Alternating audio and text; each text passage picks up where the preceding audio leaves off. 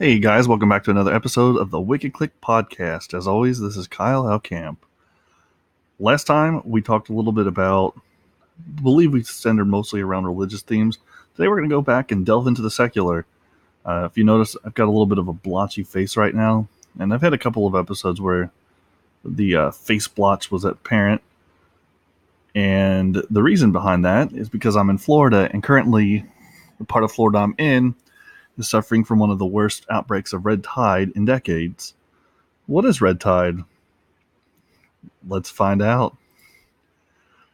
Red tide is a common name for a worldwide phenomenon known as an algal bloom when it is caused by species of dinoflagellates and other organisms.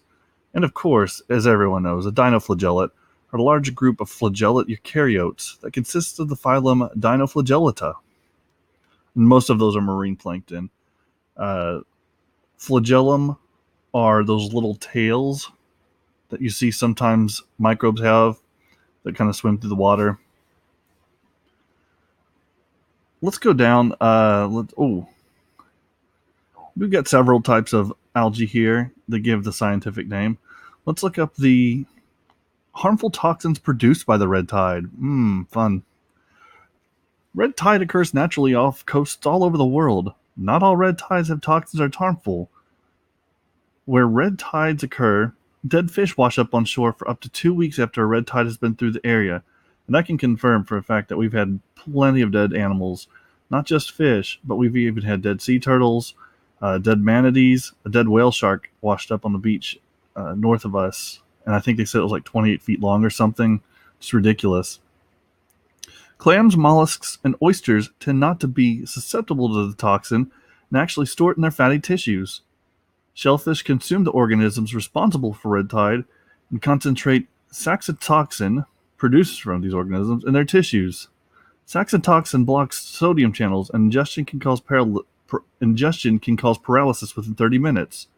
So apparently, shellfish can eat these red tide, no problem. But anything eating those shellfish, including humans, can be paralyzed within 30 minutes. The animals that eat the shellfish are susceptible to the neurotoxin, leading to the neurotoxic shellfish poisoning, NSP, and sometimes even death. Most mollusks and clams filter feed, which results in higher concentrations of the toxin than just drinking the water. Scaup, for example, are diving ducks whose diet mostly consists of mollusks. When scaup eat the filter-feeding shellfish that are concentrated with high levels of the red toxin, their population, along with other types of diving ducks, become a prime target for poisoning. However, even birds that don't eat mollusks can be affected by simply eating dead fish on the beach or drinking the water, just like in the Peking duck experiment. You know, that classic experiment. The toxins released by the bloom can kill marine animals, including dolphins, sea turtles, birds, manatees, just to name a few. Let's look down at the human exposure. Humans are affected by the red tide species by ingesting illegally harvested shellfish, breathing in aerosolized brevetoxins, which has been affecting me like crazy, and in some cases, skin contact. The brevetoxins bind to voltage-gated sodium channels, an important structure of cell membranes. Binding results in persistent activation of nerve cells, which interfere with the neural transmission, leading to health problems. These toxins are created within the unicellular organism or as a metabolic product. There are two types of brevetoxin compounds with similar but distinct backbone structures. And then it gets into the scientific issues of scientific nomenclatures of them here. Scrolling down, it says, during onshore winds, brevetoxins can become aerosolized by bubble-mediated transport, causing respiratory irritation, bronchoconstriction, coughing, and wheezing, among other things. I can tell you guys for a fact that because of this red tide, I've had all of these symptoms as well as the other things. On a windy day, it was best to avoid contact with the aerosolized toxin. Easier said than done. It has been shown that these individuals report a decrease in respiratory function after only 1 hour of exposure to a K. brevis red tide beach, and these symptoms may last for days. I've pretty much stayed indoors this entire summer because of the red tide, and it has just been absolutely miserable. And even inside, without going out there, it doesn't help. Or rather, it probably does help, but it's still suffering. Let's see.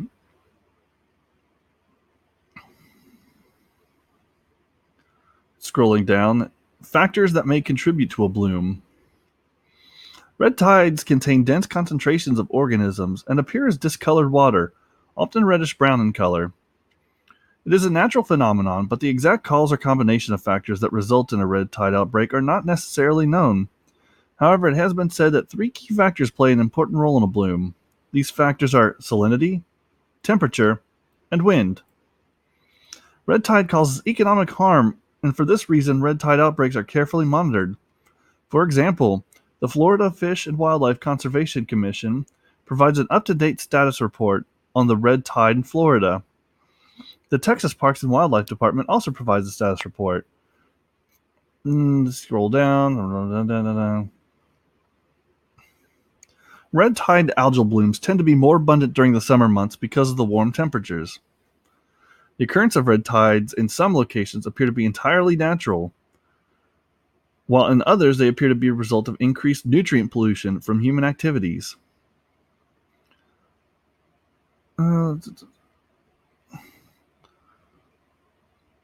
Scrolling down a little bit, it says that some algal blooms in the Pacific coast have also been linked to occurrences of large-scale climatic oscillations, such as El Niño events, while red tides in the Gulf of Mexico have been occurring since the time of early explorers, such as Cabeza de Vaca. You know me, I love my history. Let's click on Cabeza de Vaca. Sounds like he's got such a cool name. I think that's just a Spanish thing. I wonder if, whenever in English, you always see names kind of evolve over time. Like back in the day, everyone was named Robert, and nowadays it's a much more uncommon name. You'll have Tylers and what have you these days. I wonder if I'll bet Spanish names and other names throughout the countries and other languages probably adhere to a similar kind of evolution. Alvar Nunez Cabeza de Vaca. I feel like I need to have a guitar strum after saying that. Alvar Nunez Cabeza de Vaca was a Spanish explorer of the New World and one of four survivors of the 1527 Narvaez expedition. During 8 years of traveling across the U.S. Southwest, he became a trader and faith healer to various Native American tribes before reconnecting with Spanish civilization in Mexico in 1536. Spent almost a whole decade doing that then. After returning to Spain in 1537, he wrote an account, first published in 1542, as The Account and Commentaries. I'm not going to try and pronounce the Spanish words. Which in later editions was retitled Shipwrecks. Cabeza de Vaca is sometimes considered a proto-anthropologist for his detailed accounts of the many tribes of Native Americans that he encountered. In 1540, Cabeza de Vaca was appointed adelantado of what is now Argentina, where he was governor and captain general of New Andalusia. He worked to build up the population of Buenos Aires, where settlement had declined due to poor administration. Cabeza de Vaca was transported to Spain for trial in 1545. It doesn't say why. Although his sentence was eventually commuted, he never returned to the Americas. He died in Seville. Let's see. I want to learn about his. Let's learn about his explorations. Let's scroll down, kind of see his early life and education. And scrolling down, it says his. Let's look up the Narvaez expedition and early Native American relations. In 1527, Panfilo de Narvaez was sent by Spain's King Charles V to explore the unknown territory, which the Spanish called La Florida. And guys, that's where I'm at right now. Although the territory extended much larger back then. But a large, poorly defined section of what today is the southeastern United States. Cabeza de Vaca Cabeza de Vaca, was attached to this expedition as the expedition's treasurer. Records indicate that he also had a military role as one of the chief officers on the Narvaez expedition, noted as sheriff or marshal. On June 17th, 1527, the fleet of 5 ships set sail toward the province of Panuco, which was on the western border of Florida. When they stopped in Hispaniola for supplies, Narvaez lost approximately 150 of his men, who chose to stay on the island rather than continue with the expedition. The expedition continued to Cuba, where Cabeza de Vaca took 2 ships to recruit more men and buy supplies. Their fleet was battered by a hurricane, resulting in the destruction of both ships and loss of most of Cabeza de Vaca's men. Narvaez arrived days later to pick up the survivors. By February of 1528, the remaining ships and men resumed their expedition, reaching Florida in April. The hurricanes down here are no joke. They will destroy entire swaths of land, as well as ships from Spanish explorers. They anchored near what is now known as the Jungle Prada site in St. Petersburg, claiming this land as a possession of the Spanish crown. I'm sure that the Seminole Indians, who were the natives that lived here at the time, probably weren't too happy with that proclamation. I'm sure they probably would have had a word or two to say about who owned what land. Let's see. After communicating with the Native Americans, the Spanish heard rumors that a city named Appalachian was full of food and gold. Against the advice of Cabeza de Vaca, Narvaez decided to split up his men. Some 300 would go on foot to Appalachian, and the others would sail to Panuco. Appalachian had no gold, but had only corn. But the explorers were told a village known as Ayout, about 5 or 9 days away, was rich. They pushed on through the swamps, harassed by the Native Americans. A few Spanish men were killed and more were wounded. When they arrived in Ayout, they found that the inhabitants had burned down the village and left. But the fields had not been harvested, so at least the Spanish scavenged food there.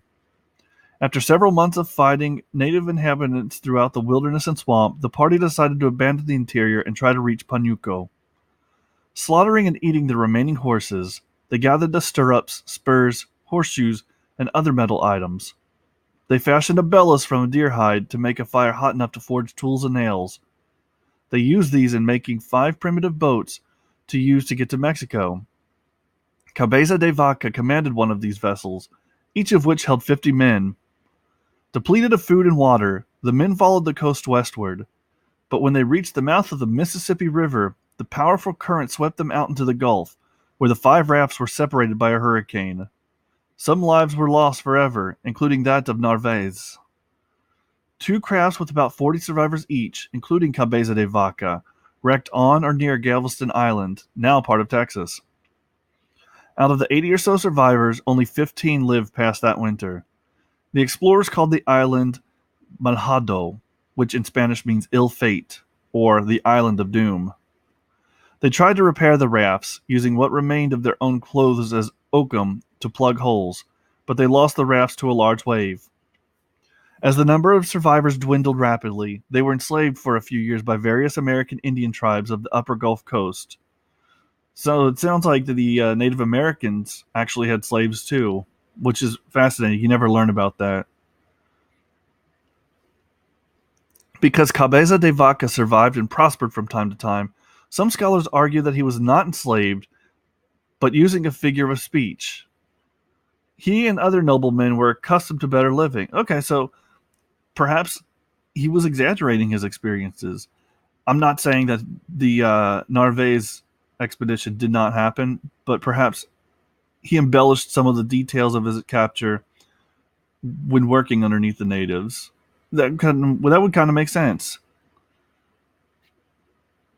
Their encounters with harsh conditions and weather, and being forced to work like native women, must have seemed like slavery to the men. The tribes to which Cabeza de Vaca was enslaved included the Hans and the Capokes, and tribes later called the Karankawa and Cahushkalan. I apologize. These words are gonna absolutely destroy me. After escaping, only 4 men, one of whom was Cabeza de Vaca, an enslaved Moroccan, oh, uh, survived to reach Mexico City. Traveling mostly with this small group, Cabeza de Vaca explored what is now the U.S. state of Texas, as well as the northeastern Mexican states of Tamaulipas, Nuevo Leon, and Coahuila, possibly smaller portions of New Mexico and Arizona. All right, let's scroll down a little bit. Sounds like he had quite the expedition. Let's look up. Let's look up the. Hmm. Let's look up the Mississippi River because that was a blue link that I clicked on, and it is one of the more influential rivers in the country. It, I would dare say, it's even one of the largest in America.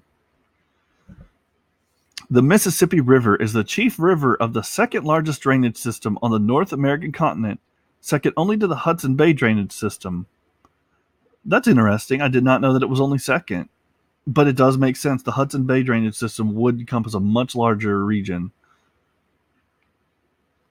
Although its drainage basin reaches into Canada, its source is Lake Itasca in northern Minnesota, and it flows generally south for 2,320 miles to the Mississippi River Delta in the Gulf of Mexico. With its many tributaries, the Mississippi's watershed drains all or part of 31 U.S. states and 2 Canadian provinces between the Rocky and Appalachian Mountains. The Mississippi ranks as the 4th longest and 15th largest river in the world by discharge. The river either borders or passes through the states of Minnesota, Wisconsin, Iowa, Illinois, Missouri, Kentucky, Tennessee, Arkansas, Mississippi, and Louisiana. Native Americans long lived along the Mississippi River and its tributaries. Most were hunter-gatherers, but some, such as the Mound Builders, formed prolific agricultural societies. Guys, Mound Builders is a blue link. I can't not click on it. I do know a little bit about them. I do know that they had a very, very large city just near where I lived actually. Very close to St. Louis, in fact. The various cultures collectively termed mound builders were inhabitants of North America who, during a 5,000-year period, constructed various styles of earthen mounds for religious, ceremonial, burial, and elite residential purposes. These included the pre-Columbian cultures of the Archaic period, Woodland period, and Mississippian period, dated from roughly 3500 BC, the construction of Watson Brake, to the 16th century AD, living in the regions of the Great Lakes and Ohio River Valley. I gotta click on Watson Brake. I don't know anything about it. Watson Brake is an archaeological site in present-day Ouachita Parish, Louisiana, from the Archaic period. Dated to about 5,400 years ago, Watson Brake is considered the oldest earthwork mound complex in North America. It is older than the Egyptian pyramids or Egypt's Stonehenge. Its discovery and dating in a paper published in 1997 changed the ideas of American archaeologists about ancient cultures in the Southeast and their ability to manage large, complex projects over centuries. The archaeologists revised their date of the oldest earthwork construction by nearly 2,000 years, as well as having to recognize that it was developed over centuries by a hunter-gatherer society, rather than by what is known to be more common of other later mound sites, a more sedentary society dependent on maize cultivation with a hierarchical, centralized polity. Well, that's kind of fascinating. So the oldest earthwork structure here was constructed by was constructed by a series of hunter-gatherers. That's kind of what we know about the early sites in the Eurasian continent.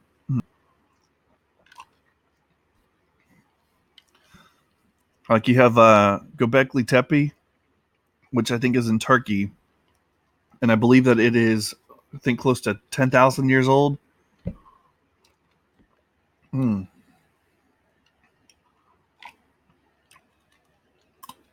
Apologies, had to get some hydration there. You don't want me dying on camera. Let's scroll down here a little bit and see about the discovery and dating. Nah. Ownership and management. Nah. Scroll up and see. Well, let's look up the Archaic period, because this is the second article I've seen that mentions it, and I imagine this is probably denoting some period in the North American history. In the classification of the archaeological cultures of North America, the Archaic period, or Meso-Indian period in North America, accepted to be about 8,000 to 1,000 BC in the sequence of North American pre-Columbian cultural stages, is a period defined by the Archaic stage of cultural development. The rest of the Americas also have an Archaic period. The Archaic stage is characterized by subsistence economies supported through the exploitation of nuts, seeds, and shellfish. As its ending is defined by the adoption of sedentary farming, this state can vary significantly across the Americas. Okay, so it kind of seems like Archaic doesn't refer to a time period so much as it refers to a way of life. So if you're currently a hunter-gatherer relying more so on nuts, seeds, and shellfish, easily obtainable food sources that require, little hunting, you are considered within the Archaic period.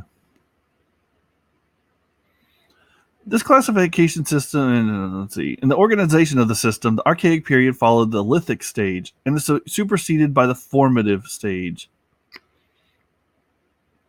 Well, let's look up the Lithic stage, because let's go back to the beginning. Let's find out where it all began. The Lithic stage was the earliest period of human occupation in the Americas, as post-glacial hunters and collectors spread through the Americas. The stage derived its name from the first appearance of the lithic flaked stone tools. The term Paleo-Indian is an alliterative alternative, generally indicating much the same period. This stage was conceived of as embracing two major categories of stone technology: unspecialized and largely unformulated core and lake industries, with percussion the dominant and perhaps only technique employed, and industries exhibiting more advanced blade techniques of stoneworking, with specialized fluted or unfluted lanceolate points, the most characteristic artifact types. This is getting a little dry. That's one thing I don't like about Wikipedia is sometimes they'll be so wrapped up in the number of details they can fit in an article that the article itself loses its flavor. It becomes bland, dry. You might get little bits of flavor here or there, but they really take the oomph out by saying who discovered what and where and when and who had opinions of it and what journals that those were reviewed in and the publisher and yada yada. Let's see. Because I kind of want to see the Lithic stage. Yeah, it doesn't have too much here. Let's look up stone technology, because that's going to be a little bit more interesting. Stone technology is a blue link there, which is not to be confused with tool stone, which is a tool stone is a type of stone that is used to manufacture stone tools. Guys, tool stones make stone tools. A stone tool is, in the most general sense, any tool made either partially or entirely out of stone. Although stone tool-dependent societies and cultures still exist today, most stone tools are associated with prehistoric, particular Stone Age cultures that have since become extinct. Archaeologists often study such prehistoric societies and refer to the study of stone tools as lithic analysis. Ethnoarchaeology has been a valuable research field in order to further the understanding and cultural implications of stone tool use and manufacturing. So let's look up the evolution of it. Looks as if they classify the evolution, the stone tools, into industries that share distinctive technological or morphological characteristics. And let's see. The mode one stone tools found from 2011 to 2014 at Lake Turkana in Kenya are dated to be 3.3 million years old and predate the genus Homo by 500,000 years. The oldest known Homo fossil is 2.8 million years old compared to the 3.3 million year old stone tools. The stone tools may have been made by Australopithecus afarensis, also called Kenyanthropus platyops, the species whose best fossil is Lucy. Okay, so we all know about Lucy. And for those that don't, Lucy is a blue link. Lucy is the common name of AL 288-1. Several hundred pieces of bone fossils representing 40% of the skeleton of a female of the hominid species Australopithecus afarensis. In Ethiopia, the assembly is also known as Dinkinesh, which means "you are marvelous" in the Amharic language. That's just poetic and beautiful. You are marvelous. Lucy was discovered in 1974 in Africa, near the village Hadar in the Awash Valley of the Afar Triangle in Ethiopia, by paleoanthropologist Donald Johansen of the Cleveland Museum of Natural History. The Lucy specimen is an early Australopithecine and is dated to about 3.2 million years ago. The skeleton presents a small skull, akin to that of a non-hominid apes, plus evidence of a walking gait that was bipedal and upright, akin to that of humans. This combination supports a view of human evolution that bipedalism preceded increase in brain size. A 2016 study proposed that Australopithecus afarensis was also to a large extent tree-dwelling, though the extent of this is debated. Lucy acquired her name from the song "Lucy in the Sky with Diamonds" by the Beatles, which was played loudly and repeatedly in the expedition camp all evening after the excavation team's first day of work on the recovery site. After public announcement of the discovery, Lucy captured much public interest, becoming a household name at the time. Lucy became famous worldwide, and the story of her discovery and reconstruction was published in a book by Johansen. Beginning in 2007, the fossil assembly and associated artifacts were exhibited publicly in an extended 6-year tour of the United States. The exhibition was called Lucy's Legacy: The Hidden Treasures of Ethiopia. There was discussion of the risks of damage to the unique fossils, and other museums preferred to display casts of the fossil assembly. The original fossils were returned to Ethiopia in 2013, and subsequent exhibitions have used casts. See, as cool as it would be to see the original Lucy, I think that I would probably much prefer the cast. Like, if the exhibit were coming to my hometown, I think I would feel better knowing that the actual fossils were preserved, so that as technology increases and better techniques are learned, we don't lose any potential information that those original fossils may contain. Let's see.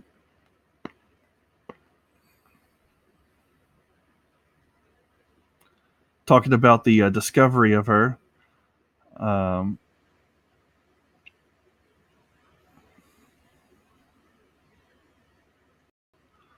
Scrolling down.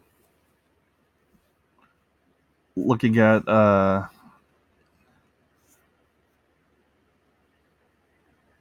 man, I can't imagine being there. I can't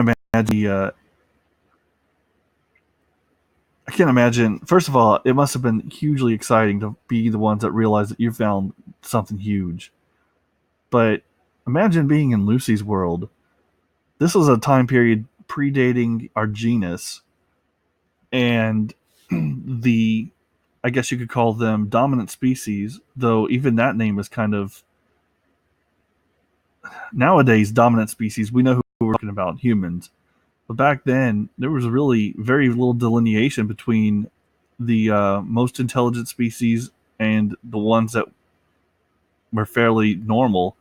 In fact, it's very incredible how quickly, relatively speaking, human intelligence developed. Let's see. Let's look at her. We'll scroll down to notable characteristics of Lucy. One of the most striking characteristics of the Lucy skeleton is a valgus knee, which indicates that it, or she, normally moved by walking upright. Her femur presents a mix of ancestral and derived traits. The femoral head is small and the femoral neck is short. Both are primitive traits.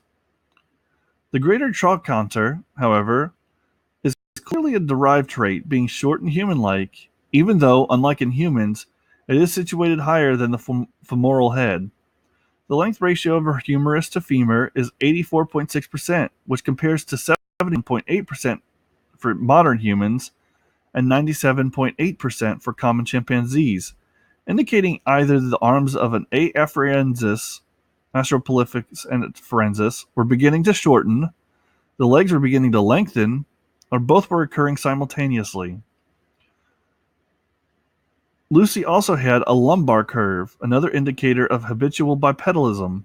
She apparently had physiological flat feet, not to be confused with pes planus or any pathology, even though other afarensis individuals appear to have arched feet. Okay, so seems as if she lived in an era where she and her kind were experiencing a shift in the proportions that the body was taking. Her arms were shortening, her legs were lengthening, or both. I would imagine it probably was both. If you're moving around in trees, you're going to want arms and legs roughly equivalent in length.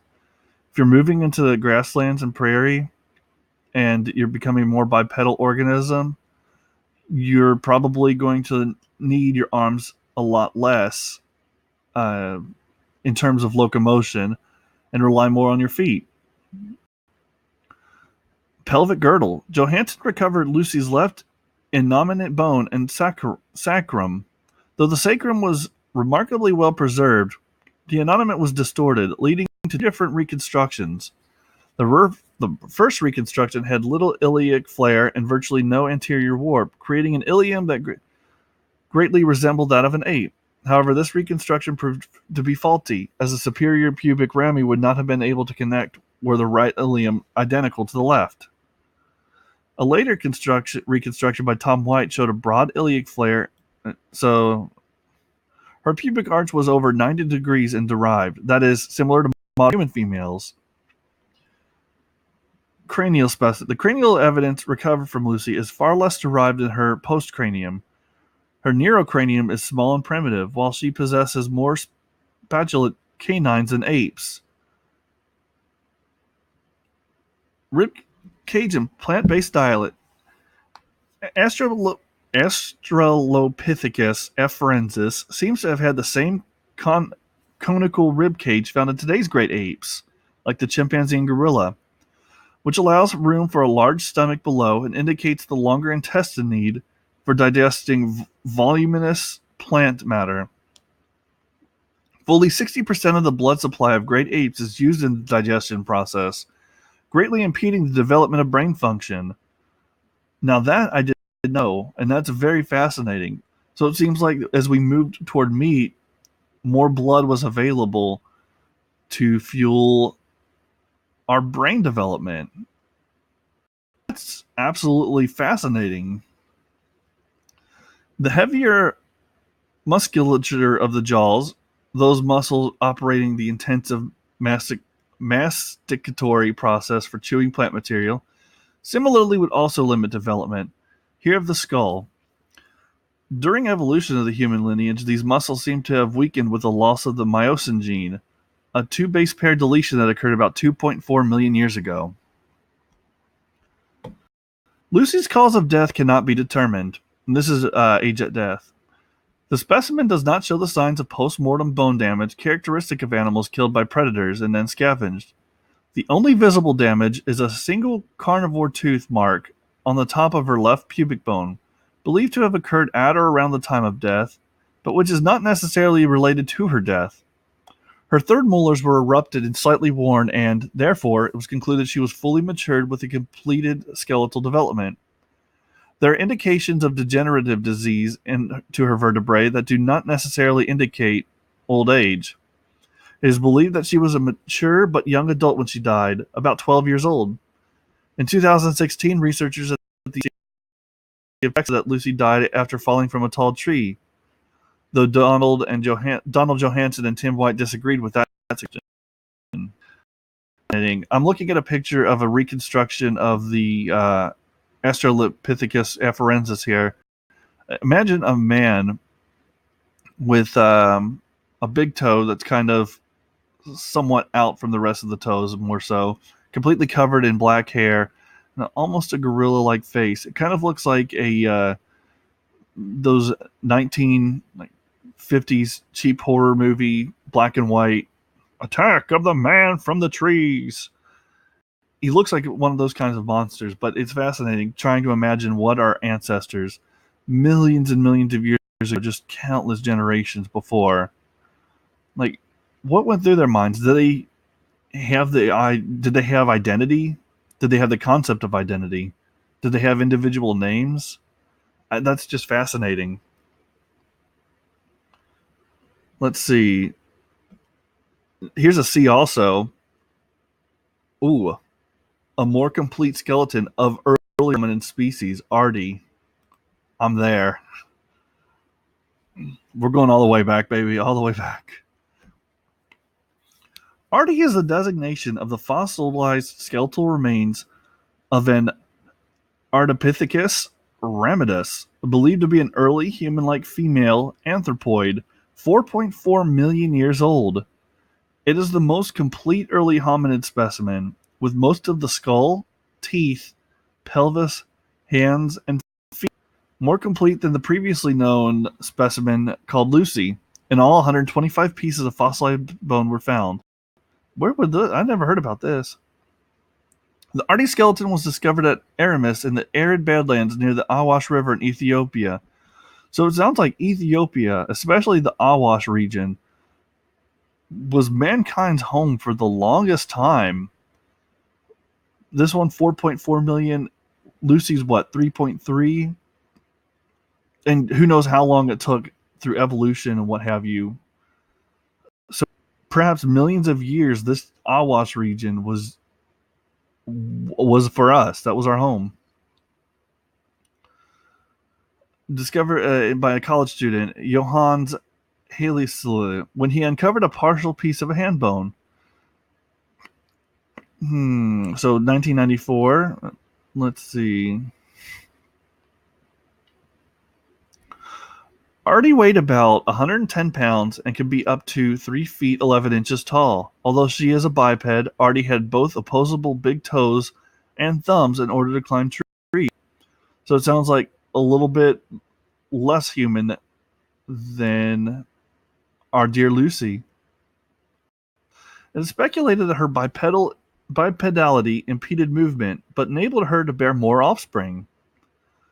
Although it is not known whether Artie species developed into Homo sapiens, the discovery is of great significance and added much to the debate on the Ardipithecus and its place in human evolution. With regards to Artie's body composition, archaeologists note that she is unique in that she possesses traits that are characteristic of both extinct primates and early hominids.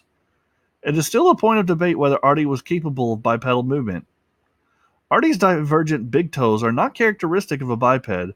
However, the found remains of her legs, feet, pelvis, and hands suggest that she walked upright when on the ground, but was a quadruped when moving around the trees. That's really interesting to know. Sounds a lot like. I know that I think the current theory is that humans. Well, here's a blue link. Human evolution. Dare we click? Yes, we dare. So, the human evolution. But what I was saying is I believe that human evolution, it's speculated that a lot of trees, a lot of forests, and then because of climatic shifts, these forests began growing sparser and sparser over, long periods of time, quickly becoming savannas and grasslands, and that our ancestors who once took to the trees had to quickly learn how to traverse these longer grass areas. Let's see. Before Homo evolution, Homo. I'm going to scroll down here. I'm on the Human Evolution Wikipedia page, where it says that human evolution is the evolutionary process that led to the emergence of anatomically modern humans, beginning with the evolutionary history of primates, in particular the genus Homo, and leading to the emergence of Homo sapiens as a distinct species of the hominid family, the great apes. This process involved the gradual development of traits such as human bipedalism and language. Huh. I did not know that language was developed, but that does make sense. So let's look up at I'm going to scroll down, look up at anatomical changes.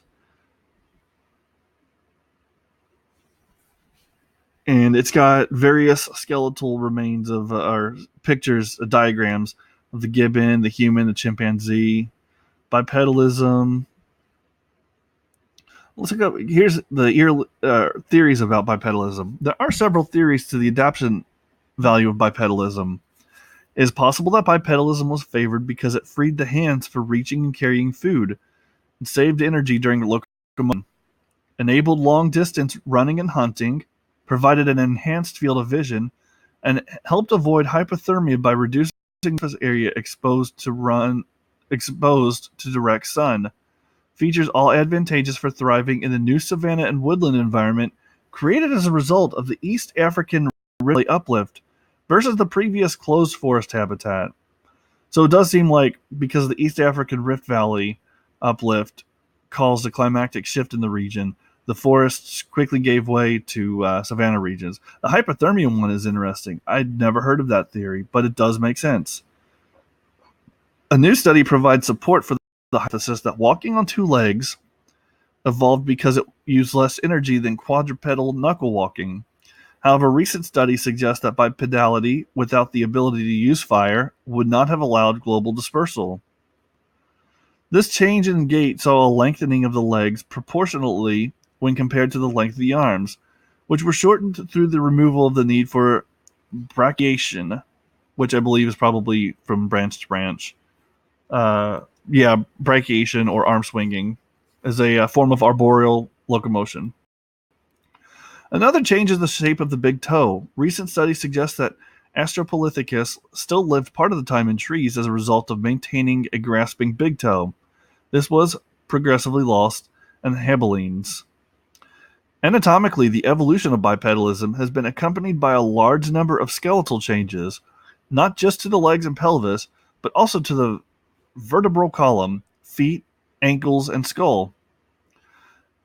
The femur evolved in a slightly more angular. Okay, so it's talking about the evolution, the human vertebrae kind of taking a more the changes, yada yada. I'm talking about the bigger brain here. And as everyone listening probably knows, I got the biggest brain, so don't even try and compete. Let's scroll down and see where this began. The human species eventually developed a much larger brain than that of other primates.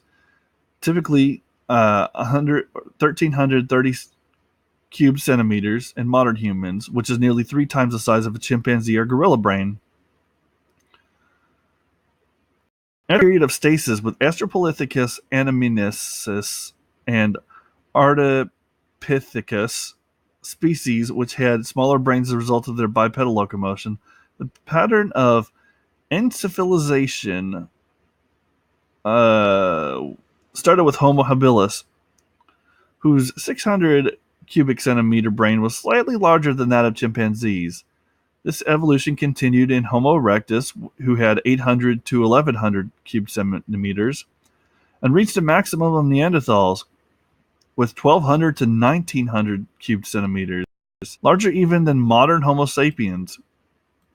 This brain increase manifested during the postnatal brain growth, far exceeding that of other apes. It also allowed for extended periods of social learning and language acquisition in juvenile humans, beginning as much as 2 million years ago.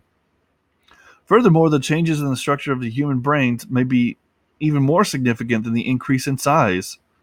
So, really quick, it talks about postnatal brain growth. The human brain skull is so large, and we are bipedal creatures, that it's an evolutionary necessity that when we're born, we have to develop outside of the womb. Because if we developed a cranium like a normal adult size cranium in the womb, we would be unable to pass through mommy's vagine. So, talking about the brain structure, the temporal lobes, which contain centers for language processing, have increased disproportionately, as has the prefrontal cortex, which has been related to the complex decision making and moderating social behavior. Sexual dimorphism. The reduced degree of sexual dimorphism in humans is visible primarily in the reduction of the male canine tooth relative to other ape species, except gibbons, and reduced brow ridges and general robustness of males. Another important physiological change related to sexuality in humans was the evolution of hidden estrus, which is concealed ovulation, apparently. Hidden estrus, concealed ovulation. Humans are the only hominids in which the female is fertile year-round, and in which no special signals of fertility are produced by the body. Now that's interesting, and I did not know that. Nonetheless, humans retain a degree of sexual dimorphism in the distribution of body hair and subcutaneous fat. Basically, women have boobs. And in the overall size, males being around 15% larger than females. These changes together have been interpreted as a result of increased emphasis on pair bonding, as a possible solution to the requirement for increased parental investment due to the prolonged infancy of offspring. So, going back to the development, postnatal development, because our babies born have such big, like they develop so quickly out of the body because of their huge brains, evolution has saw fit to give us a kind of force us into a pair bonding situation. So you'll sometimes hear people claiming that humans were not meant to be a monogamous species. Well, it certainly sounds that evolution is pointing us in just the opposite direction. We are meant to be a monogamous species because the male-female bond kind of complement one another, and the male protects the female, and the female bears the kids and pretty much keeps the male grounded to society. But yeah, that does make sense. Because our kids, if we weren't monogamous, have a kid, kind of go away, let the kid kind of fend for itself, then the kids would no longer be able to develop as well postnatally. Okay, so I'm kind of rambling, but what I'm saying is because we develop outside of the womb, and that process takes so long, evolution said, hey, you two stick together. That's really fascinating. Huh.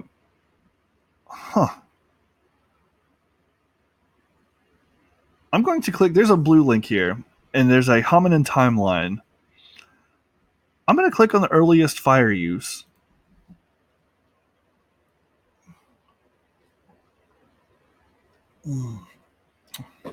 Taking another sip of water. All right, let's look at the control of fire by early humans.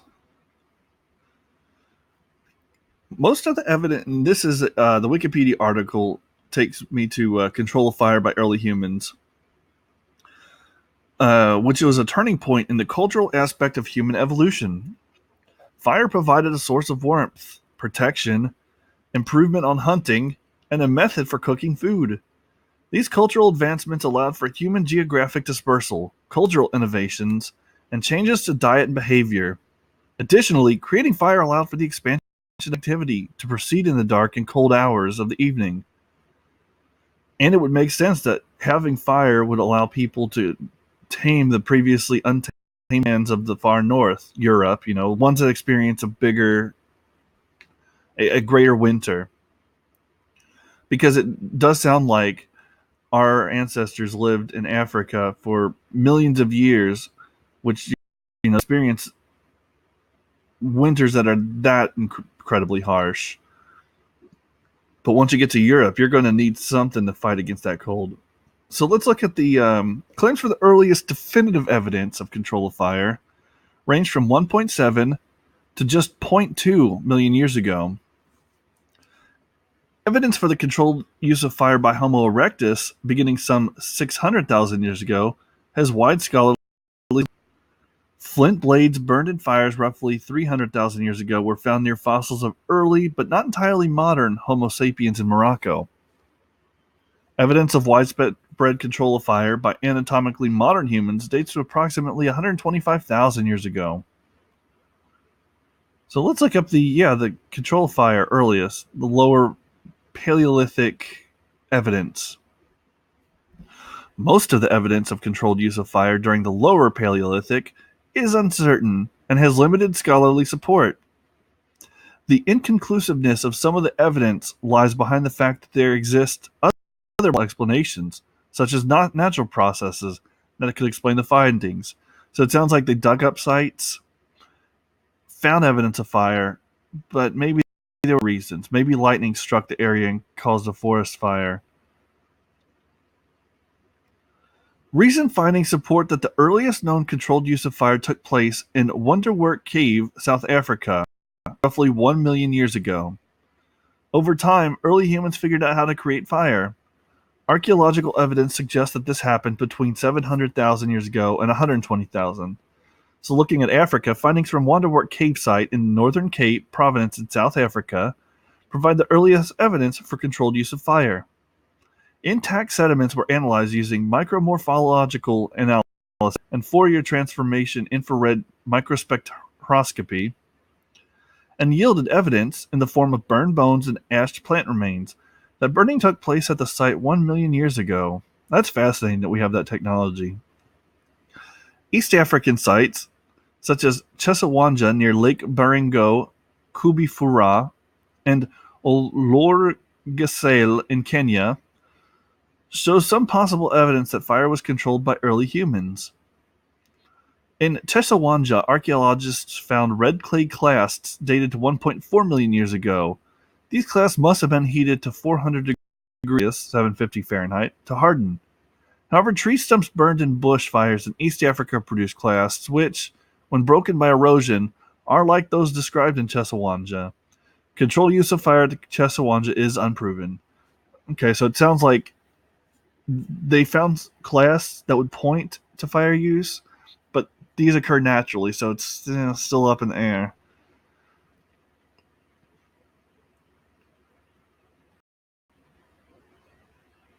So I'm scrolling down looking at some of these sites, and a lot of these talk about potential ones, but they're not sure. Throughout Africa, all of these. And, apparently in Asia, they have some 1.7 million years ago. In Kiundi in Shaanxi province, China, the black, blue, and grayish-green discoloration of mammalian bones found at the site illustrates the evidence of burning by early hominids. In 1985, a parallel site in China found black and mammal bones which date back to 1.7 million years. That's fascinating. 1.7 million years ago. Jeez Louise. And this is happening in Asia, which... Pacific Islands. So you've got the islands of Pacific. In Java, burned wood has been found in layers that carried Homo erectus fossils dating from 830,000 years ago. The burned wood has been claimed to indicate the use of fire by early hominids. That's just... We knew a lot more back then. Like, I know fire, no big deal. You could go out in your backyard and create one with a stick in like 5 minutes. Whatever. The fact that we had that ability, though, with such small brains, just shows that evolution was favoring complexity throughout the globe. Maybe at different times, you have some that are just a few 100,000 years ago to over 1 million years ago. But it's still fascinating. My gosh. All right. Well, I'm looking at the time right now, and it is about 5 minutes until the hour mark. So let's sum up what we learned today. We started off on Wikipedia reading about the red tide. And as we read about the various effects it causes to humans because I am currently suffering from it. despite my wonderful radio broadcast voice. We learned that the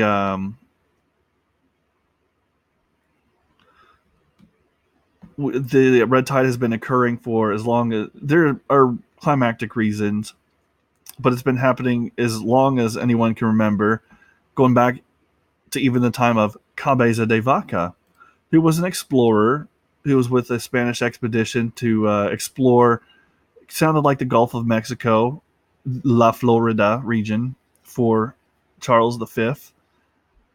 He in his expedition got knocked. He and his expedition got led astray by some natives. Those that survived made a bellows from a deer hide. This guy had an adventure on the continent, and it was just fascinating to read. And I know I spent a lot of time on there, but I'm always intrigued by these kinds of adventures. We do know that while he was exploring, he got led as he was exploring the coast of America in the Gulf of Mexico. He got pushed out into the Gulf by the currents from the Mississippi River, which I clicked on because, again, a big river. And we learned that once there, the Mississippi River is the 4th longest and 15th largest river. So 4th longest and 15th largest in the world by discharge. We learned that Native Americans lived along it and used specifically, including those mound builders. We looked up mound builders, and we found that throughout North America, there were mounds built all over the place, including one at Watson Brake. We learned that Watson Brake is a site in Louisiana, and that it was a 5,400-year-old mound, which is the oldest earthwork mound complex in North America. And it's built in Louisiana. And it looks like it's fair way away from the Mississippi, but it is by a river. This took place in the Archaic period in North America, which we looked up and found that it is the second oldest, the first being the Lithic. Not one to shy away from more historical oddities. I clicked on that and found that the Lithic period was denoted by the technologies of the time in the Americas and simple stone tools. Clicking on stone tools, as I had to, I learned that the stone tools, not to be confused with tool stones. Remember, tool stones used to create stone tools. We looked up and found that stone tools are separated by different characteristics that came about during different periods. And we learned that one of these, that stone tools were around even during the era of Lucy. Lucy being an Australopithecus afarensis, who is found in Ethiopia, or rather I should say parts of her were, 40% of her. And that she shows a remarkable kind of transition between the era of living in trees and becoming bipedal. She wasn't fully there yet. She's kind of a mix between both. It says that she was a large extent tree dwelling. But bipedalism was starting to trickle its way into the human morphology. Scrolling throughout the article, we read bits and pieces of her discovery and what it meant. We clicked on an older hominid fossil discovered, Artie. And Artie was only about 3 feet, so just shy of 4 feet, 110 pounds. And that the Artie predates Lucy by about 1.1 million years old. Not sure where Artie fits into the human evolutionary tree, but we do know that Artie was discovered in the same area as Lucy. From there, I clicked on human evolution, looked up some human evolution, and tried to figure out, okay, well, where does they fit? We're not too sure. And then I saw in the human evolution mention of control of fire by early humans. And so clicking on that, interestingly enough, control of fire wasn't confined merely to Africa. You'd think that developing in Africa for all those millions of years, we certainly would have developed it there first.